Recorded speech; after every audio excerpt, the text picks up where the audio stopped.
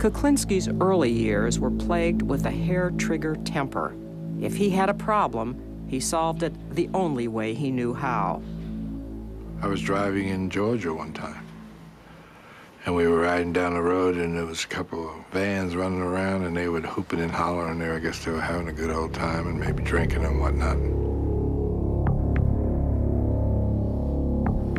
They decided, I guess it was interesting to play with a guy from New Jersey, and they started to click-clack and with their vans and push me here and push me there off the road, and they were running in and out, and what their problem was, I really don't know. Never did know. But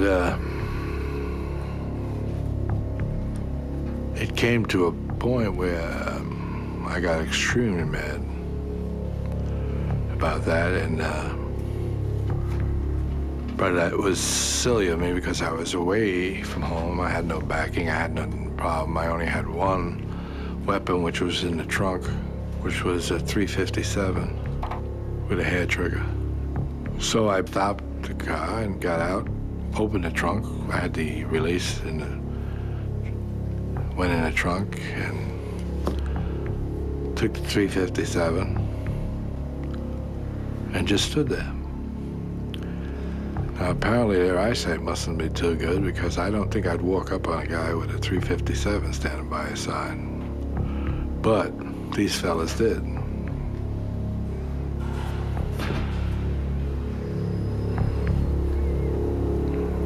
Foolish mistake. They all died.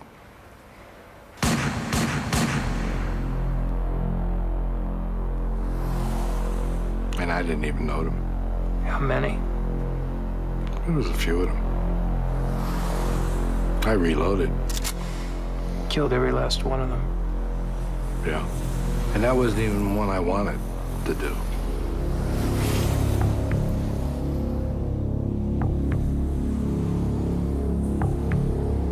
Do you think that what they did was a capital offense? What they did? You mean playing with me? Yeah. Well, they could have killed me. Well, they ran me off the road and I died. Bad behavior, no argument. Reckless endangerment.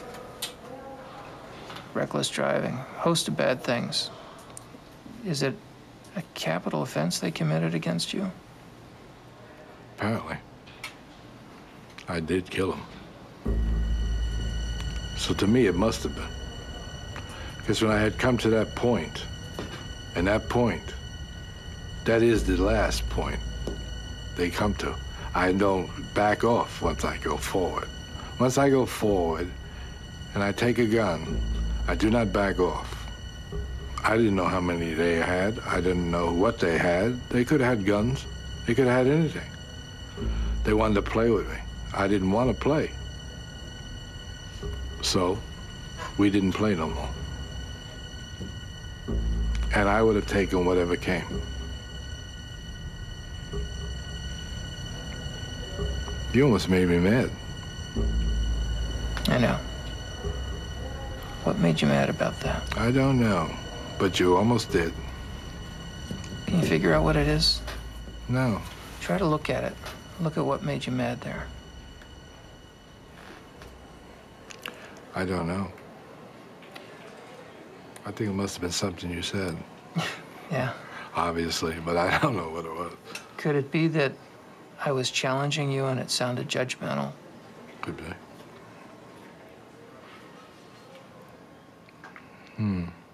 Yeah, it could be. Because you've got me annoyed with you now. Yeah. That's the truth. How mad are you? Not bad. Pretty. I feel a little flushed. So that means that I've reached a point in my life that I'm a little annoyed. What would you like to do? Doesn't matter. I don't think it's gone to the point that I'm actually gonna do anything stupid. Just curious to myself why it happened. I don't know why it happened. Actually, almost glad it did happen because you had a chance to see something. But I don't know why it happened. Did you feel I was criticizing you? Yes. Is that what did it? I think so. I think that's the part that did it. Who used to criticize you the most? Of course, my father. Yeah. In his 20s, Kuklinski's proficiency at remorseless killing caught the attention of the mafia, and he graduated from the impulse murders of his youth to his new career as a contract killer. He tells Dr. Dietz about his first murder for hire. He gave me a picture of him and a description of what he does and what he generally does and where he goes, places he goes. And so I went to the area where they said he might be, and I saw somebody who looked like him, similar to him. He had a knack for smoking, and they told me he smoked big cigars, Churchill cigars or something. So I pulled up alongside of him. At the time, I was riding a motorcycle. And I just said, Cuban? Are they Cuban? Looks like a good cigar. And he wasn't a happy camper, because he said, fuck you. And when he said, fuck you, he looked my way, and I got a clear shot of his face. It was a picture I had of the man they wanted, and I said, nah, don't fuck me, fuck you. And I just took this weapon out and blew his head off.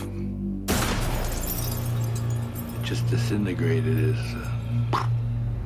like you see a pumpkin get hit with a shotgun or something, they just spread out. And that's what happened. And light turned green about the time I shot him, and I left. Does it give you any response in your guts to see a man's head explode? It surprised me a lot. A response in my gut. What kind of response do we want? I don't know. I don't have any response. Most people, when they see horrible things, if they see somebody badly injured, certainly see something that awful, have a visceral reaction. They feel nauseated. They may want to vomit. It makes them very uncomfortable all over real fast. Did you get anything?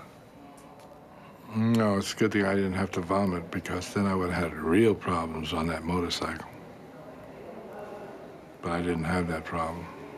I didn't have any sickness, dizziness, or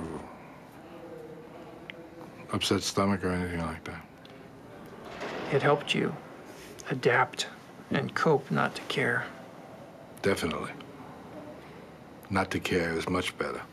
Because it's a weakness to care. That's right, it is.